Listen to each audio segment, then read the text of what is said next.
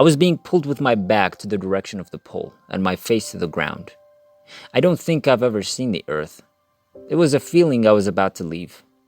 It wasn't as if I were in a tube.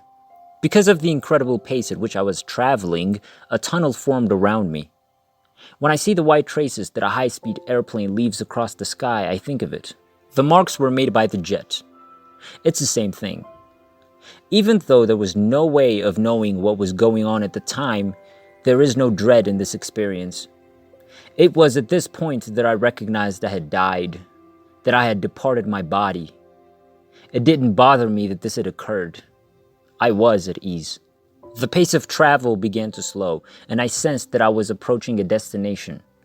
6 souls were present, and I could plainly see them dressed in the clothing of their time on Earth. 5 of them were men. 1 of them was a woman. I'd never met any of them before in my life. I realized right away that they all loved me deeply and unconditionally, and that they knew everything there was to know about me. They are now my greeting party, who came out to meet me at a predetermined location. At the moment, I had no thoughts about it. I was at ease, content, and unafraid. They absorbed me in their unwavering affection. Everything is out in the open. There are no feelings of shame, guilt, or deception. It is impossible in that location. There is entire comprehension without even having to consider the need to comprehend. It is already there, complete comprehension with flawless clarity. I feel compelled to elaborate since there is a significant contrast between our physical experience and the true, after-death reality. Everyone can see all you are, feel, think, and believe since you are outside of your physical body, feel and understand with perfect clarity. What mattered the most was not what I did in my physical life. It was more important for me to be who I was on the inside, who I am in my soul, than it was for me to do anything physically.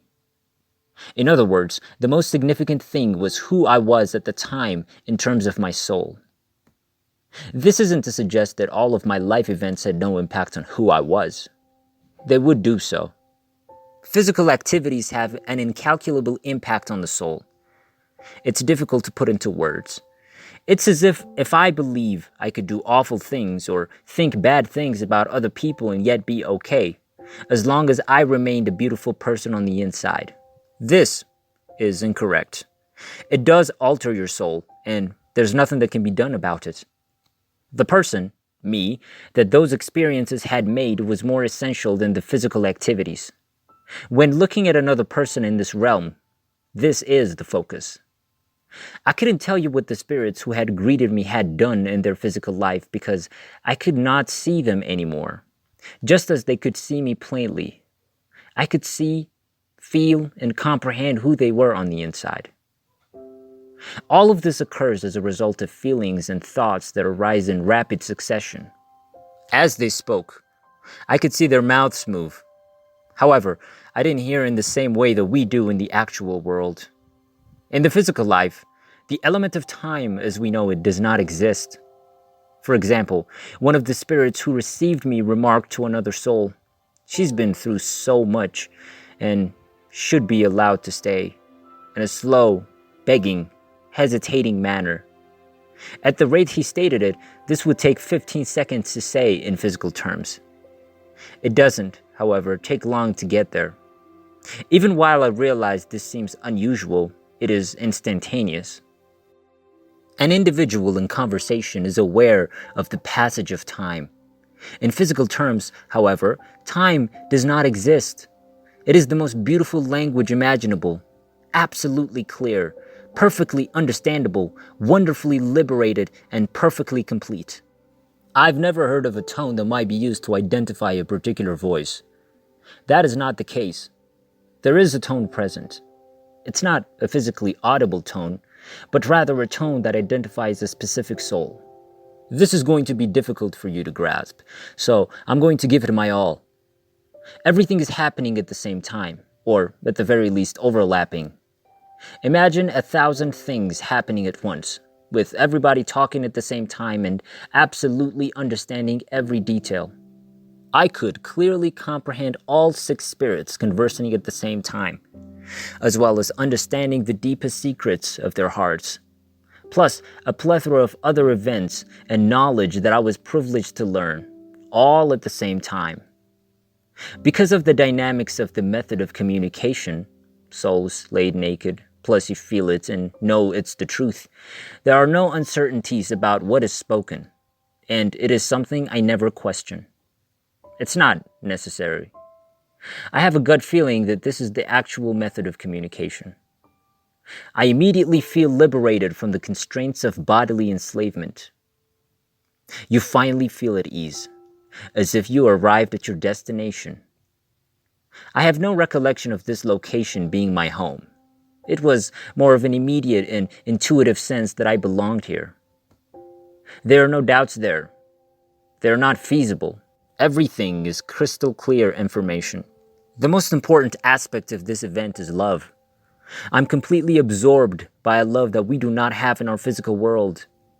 It doesn't matter how much love you have for your children. It's nothing compared to this love. This is the purest, truest, deepest, and most unconditional love you have ever known. Now, I understand if you're saying, that's how I feel about my kids. That's something I would say as well, but it is far more than these words can convey. And I believe this is due to the fact that this is communicated to you through feelings. It takes your breath away. This affection was not comprehended by my mind when I received it. The soul can feel it. And as a feeling, that huge feeling of absolute love surged directly into your heart. With a sudden swish of feeling, it can send your soul to its knees. This is not overpowering in a negative way. It is completely overwhelming in the greatest possible manner. Once you have a taste of it, you'll never be the same. It's pure delight. Everything you have ever wanted, plus a whole lot more. I couldn't believe how much I was loved. I'm still and will always be. There's a bright light that I felt forced to step into. I could not do it. From a distance, this light reminds me of the rays emanating from a photograph of the sun. When light travels far away from its source, its width is smaller, and the rays spread out as they go further away.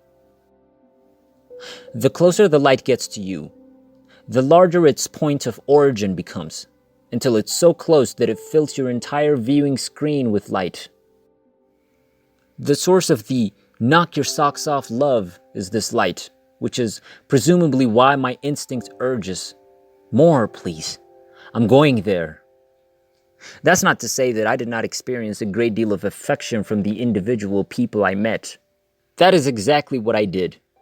And the affection they had for me was enough to last a lifetime in any human being. It's just that when I realized there was more love out there, together with the knowledge that this source of love was even closer to me in terms of proximity, I desired it so much more. It felt as though the being who was releasing such great affection for me understood everything there was to know about me. In terms of what a mother or father feels for their child, the love was over the top.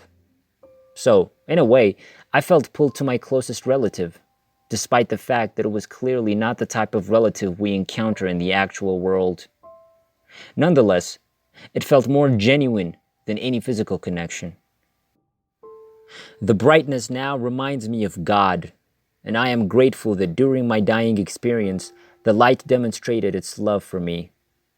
Okay, I'll tell you about the experience in human words, even though I believe these details pale in comparison to the genuine and crucial parts I've attempted to express. They began adoring me via their thoughts or feelings as soon as they arrived at the location where the six souls met. I felt liberated and wonderful. They were having a lengthy discussion about me being allowed to remain somewhere I didn't know about at the time. But I was content to remain in my current location. A deep blue-colored universe surrounded them, but it didn't feel dark. It was enjoyable. There was no such thing as land. It was as if they had come to meet me in a realm where there was no such thing as land. But it was not out of the ordinary. Quite the opposite is true. It had a more natural feel about it than Earth. It felt natural in my mind's eye. I can still see their faces. They were all in agreement that I should be permitted to stay. I was overjoyed. I had no intention of returning. Certainly not. That was beyond a shadow of question in my mind. I would have been set free from the confines of my corporeal body. My intellect was 1,000 times sharper, freer, and capable of operating at full capacity, which I had never the idea was possible before I died. The love was unrivaled. I would never go back on my own volition. At the same time, I was looking at 1,000 photos related to the universe and history. I couldn't understand everything they said. However, I was given complete understanding of life, with a focus on the significance of enjoying each day as it comes, and the fact that we're all a part of the same whole. I was not a participant in the continuous debates about me. I was merely a bystander. The light then moved closer, and everyone became aware of it, and their attention was drawn to it. Everyone's attention was drawn to the approaching light, so there was a brief pause. A woman emerged from the darkness, entirely engulfed in light, the entire visual screen. Only she was encircled by the light, not the other 6 souls. This is difficult to put into words. It's as though the entire screen of your view is flooded with light when you stare at her. When I glance at the other spirits, though, they're all surrounded by a lovely blue background. Despite having a harsh disciplinarian look on her face, the woman, like the other souls, loved me passionately. She wore a black dress with a matching headpiece that was much older in design. The garment was long enough to cover her entire body, including her neck. She was an older woman with a weathered, gruff appearance. She was staring at me with a single continuous gaze. The other souls pleaded with her to let me say anything. She didn't say anything, thought or feeling, but she just kept staring at me, as though in intense analytical focus. There was a silence after the other souls had pleaded to their heart's delight. She stared at me for a while longer before saying, "She goes back." My heart sank to its lowest point. For the first time, I spoke up, pleading, "No, please, no." She was unyielding. I conveyed to her my heartfelt regret that I would not be able to accompany her. My emotions were bursting at the seams. I would have to be coerced into it. Then it occurred to me that I was floating above my body. Then a nurse placed ice on my chest and instructed me to wake up. There was no bedding on me, so I was completely naked. I was disgusted by my own physique. It had no effect on me. The nurse pushed my left arm twice, soft but irritably, while saying, "Wake up!" After that, I felt excruciating pain and realized I was back in my body. My heart began to sink. I was disappointed to be back. The nurse noticed I had regained consciousness. "Open your eyes," she said numerous times. She then began stuffing small spoonfuls of ice chips into my mouth, telling me that my fever was too high and that I needed to eat ice all the time. She spooned it into my mouth until I passed out.